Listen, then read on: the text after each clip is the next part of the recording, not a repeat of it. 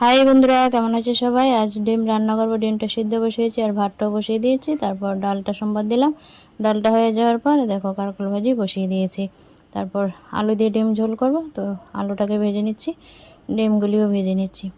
তারপর দেখো পেঁয়াজ ভেজে নিয়ে তারপর দিয়ে দেবো কাঁচা লঙ্কা, একটু নাড়াচাড়া দিয়ে তারপর মশলা দিয়েছি, জিরে গুঁড়ো, হলদি গুঁড়ো, লঙ্কা গুঁড়ো, ধনে গুঁড়ো দিয়ে ভালো করে কষিয়ে তারপর ঝোল দিয়ে দেবো। এই তো ঝোল দিয়ে দিলাম, পরিমাণ মতো লবণ দিলাম, ঝোলটা ফুটিয়ে নেব, তারপর আলু ডিম দিয়ে দেবো।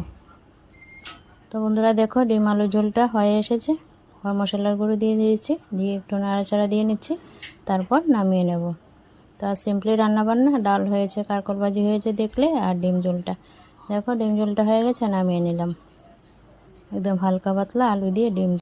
থ্যাংক ইউ বন্ধুরা, ভিডিওটা দেখে সাপোর্ট করার জন্য। এভাবে পাশে থেকো সবাই। আবার আসছে নতুন ভিডিওর সাথে। বাই।